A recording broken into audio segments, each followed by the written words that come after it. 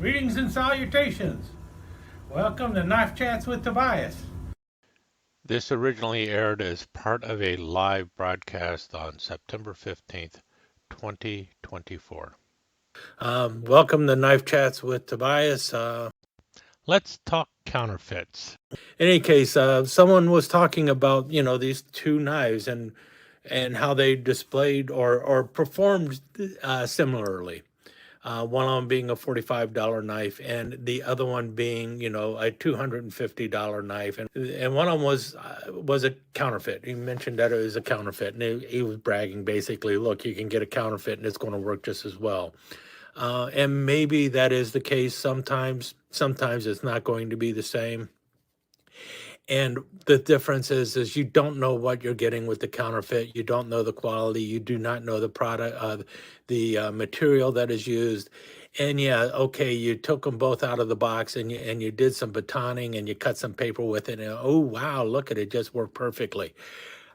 I have taken those $1 frost knives. I mean, the really cheap $1 frost knives, and I have batoned with them, and they have like 420 steel. And then I have cut stuff with them, and I actually have a video of batoning wood with a folding frost knife, and it did just fine. It did it. So what? It's still a $1 knife. The thing with counterfeits, and I'm talking about genuine counterfeits, is number one, it's illegal. Number two, for you to give a counterfeit knife knowingly to somebody else is illegal. So even just get like this knife here, this is this is a counterfeit Ontario knife. I bought it not realizing it was a counterfeit.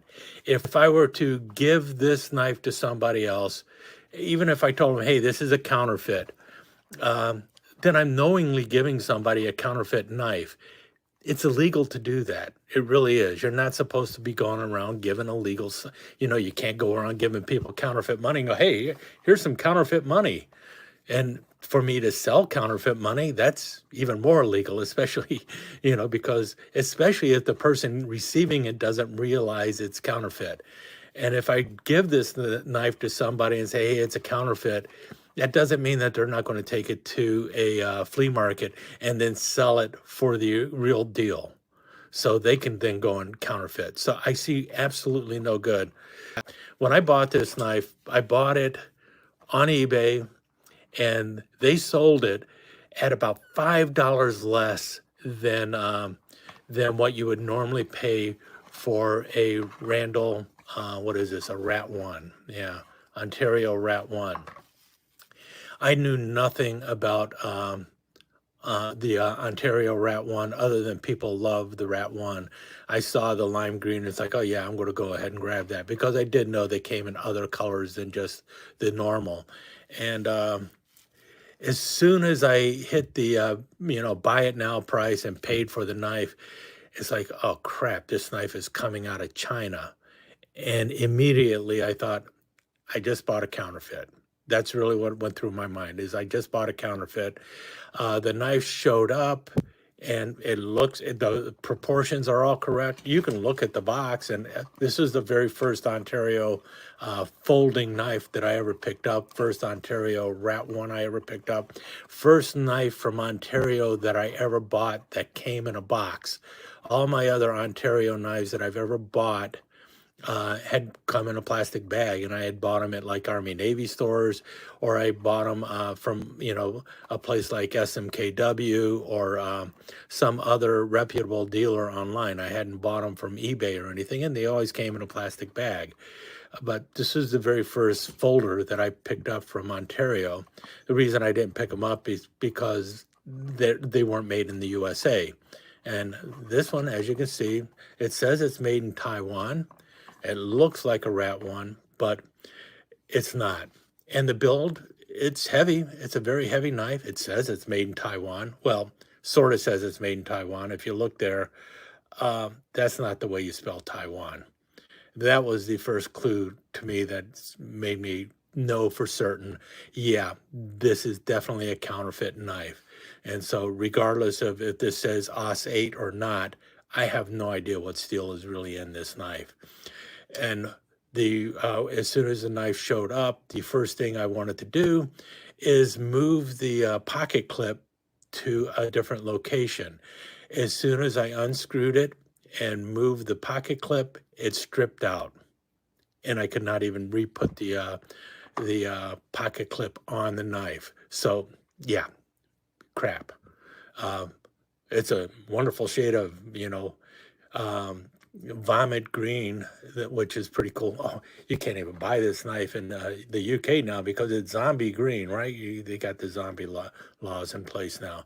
Any case, I'm afraid to undo any of the other screws because they'll probably screw up or get screwed up and the knife won't go together again and anything else. Um, it's tight enough and everything, and it sort of locks. Doesn't come over very far, but it does lock. The liner lock does hold the blade open. Um, the only reason I keep this knife is because it's a known counterfeit, and I can show it to other people, and so they can see things that you can spot how to spot the counterfeit. And the fact of the matter is, because the screws stripped out right away on this thing, and I can't even put the pocket clip back on, tells me that the quality of this knife is not the same as a regular Ontario. The only thing that came out of this for me is the fact that I now have a counterfeit that I can show to people. And I know that the Rat one was going to be too big and too heavy for me. But let's look at the two boxes here. We see here, notice the difference in font and everything. But otherwise, they're pretty much the same. Everything is in there. If I did not have this box, if this is the only one I had and I have never seen an Ontario Knife Company box, I would not know what to be looking for in Ontario. I would not know what to be looking for for the counterfeit. But here I can see then, because the Ontario box, it's a much bolder font going on there. And then we see the ends here. Now that might be just the difference of years. You never know. One side does have a barcode, one of them doesn't. This could have just been earlier. We see here Ontario Knife Company versus Ontario Rat. Another giveaway. This side says Ontario Knife Company though. So you can see they're definitely trying to fool people. They're trying to tell people that this knife was made by Ontario Knife Company and it is a genuine counterfeit. Can there be such a thing as a genuine counterfeit? No, but this is what this is. This is a counterfeit. And the only purpose of this knife is to rip off Ontario and to get somebody who is looking to buy an Ontario knife, that's looking to buy an Ontario knife. That's who they're trying to sell this to. They're not trying to sell this to me so that I can show you the difference between a counterfeit. And if they actually thought that their knife was as good as an Ontario knife, then they would be more than happy to put their name on the blade instead of Ontario. So this knife is a counterfeit. This is something that I just abhor. I cannot understand how anyone can promote this kind of knife. Some company that is misrepresenting themselves and stealing somebody else's property. This is a true counterfeit. This is not what I refer to as a clone. This is more of a clone. Now this is by Ganzo, and you see it right there, or Gonzo, whichever way you want to say it. But this is made by Ganzo. They're using the Axis lock. They call it a G lock because, well, Axis lock is a trademark name used by Benchmade. However, the knife here is not made by Benchmade. Even the design of this knife is not Benchmade. The design of this knife is Spyderco all over the place. This is a copy of the Spyderco Para 2. The difference is it is using a Axis lock. Now this is one of the earlier ones, and you can tell that because it actually has the Spidey hole here. But But otherwise, this looks very much like a Para 2. However, it's the Ganzo 729, and Ganzo clearly marks their blade Ganzo. They're not trying to say this is a Spyderco, unlike this knife that is trying to say it's an Ontario. And it has the number on there. It says 729, G729, and it tells you the steel, 440C. But everything about this knife is very much a Para 2, with the exception of the way it locks. It is using the axis lock. I saw Patty's potato peelers. He used to love Ganzo. He used to talk about them all the time. That's where I came across this knife. I saw it and it's like, I want to try that. And I also want to try this knife because I did not have one with an axis lock, so I wanted to see how well that worked. And well, I got the Ganzo, and this lock was very stiff. It's very hard to operate one-handed. I do not like it at all. And so I was thinking, all right, if that's the way the axis lock is, I definitely don't want that knife. And I have yet to buy a Benchmade, but I'm pretty certain theirs is better than the one on Ganzo, because this Ganzo was like $30 when I got it. But that was one of the reasons I got it. It's like, do I want a Para 2 or do I not want a Para 2? And I thought, I'll try the Ganzo and see what it's like. And got it in my hand, and it's like, well, I like it, but it's a lot bigger than I really want. And I ended up settling for a Para 3 because otherwise I did like it. And I actually like the locking mechanism on the Para 3 over the axis lock or the G lock here on the Ganzo. However, since then, I've came across this Camillus knife. I can't remember what this one is. This is, I don't even know what number it is. But in any case, really cheap Camillus. And also with a axis lock. I also have, somewhere around here, I have the Wally World Special with their G-lock or crossbar lock, whatever you call it. But I found this one, and I like this one. This one's a lot weaker than what you have on the Ganzo. So if the one for Benchmade is somewhere in between these two, I would probably prefer the Benchmade one. But this one's nice. This one works better. I do not buy anything from Temu. I do not buy anything from AliExpress. I think they are fraught with counterfeits, and I just refuse to even think about it. Anyone who's selling stuff that cheap, they're selling counterfeits, or they're selling junk, and I'm not going to take the chance on it. But this is not a counterfeit. This is a copy of a knife. You know, that's all this is. This is kind of like, think of it as in the world of trappers. You know, I don't know what company first came up with that frame. That it might have been Case. You know, the Case 54 pattern trapper. Now everyone has a trapper out there, but when you buy a Rough Rider trapper, the tank stamp on that Rough Rider says Rough Rider. So it's not trying to counterfeit and pretend to be a case knife. Same thing with a trapper that you're getting from Baron Son. They put their tang stamp on their knife.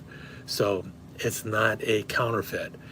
Even when you have a company, because like Camillus used to make knives, and also Imperial. Camillus and Imperial both used to make knives for other companies. Matter of fact, Camillus sometimes made knives for Schrade. Schrade sometimes made knives for Camillus.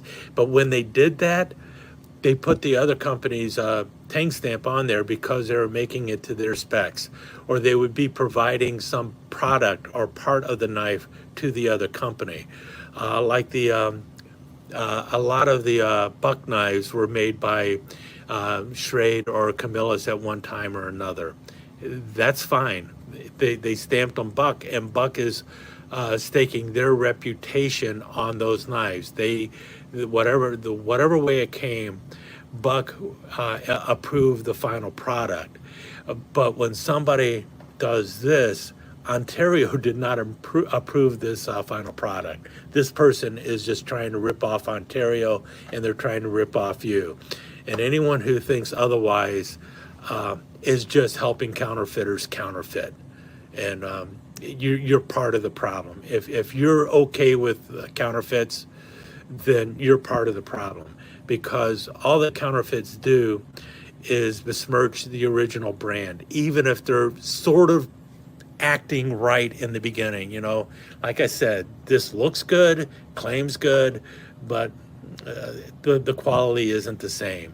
And I know people are going to do those tests and everything and do whatever they want, but it isn't the same. And they're basically ripping somebody off. If the product was really good and if they believed in their product, they would put their name on it, like Ganzo did. Ganzo did not slap Spyderco on this knife, even though everything about this knife, with the exception of the lock, looks like a Spyderco. Now, if I were to remove all the Ganzo markings on here and put Spyderco markings on there, and then go and sell this as, a prototype Ganzo, a prototype Spyderco Benchmade knife, and try and sell it for $300 and get the money for it, did I not just rip somebody off because they didn't know any better? That's what counterfeiters are doing. So counterfeiting is just bad. There's no way around it. This was an original one. Like I said, the only thing I learned from this is I did not want a rat 1. So I got a rat 2, and I got a box so I can compare the 2 boxes and show you what the counterfeit looks like and what the real deal looks like. And this feels so much better. And I have actually been able to remove and move the pocket clip around, and it hasn't gone bad or anything. And the action on this is so much smoother than on that. So, yeah, the difference is astounding. And I can tell you, this is what I was hoping to get when I got that. Let me take just a second to thank you once again for dropping by and spending a few minutes here at Knife Chats with the Pious. I really do appreciate it, and I do appreciate any comments that you leave. So please remember to give me that thumbs up, and also don't forget to subscribe and ring that notification bell so you'll know when the next episode is up and running. Thanks again for dropping by. Really do appreciate your time here.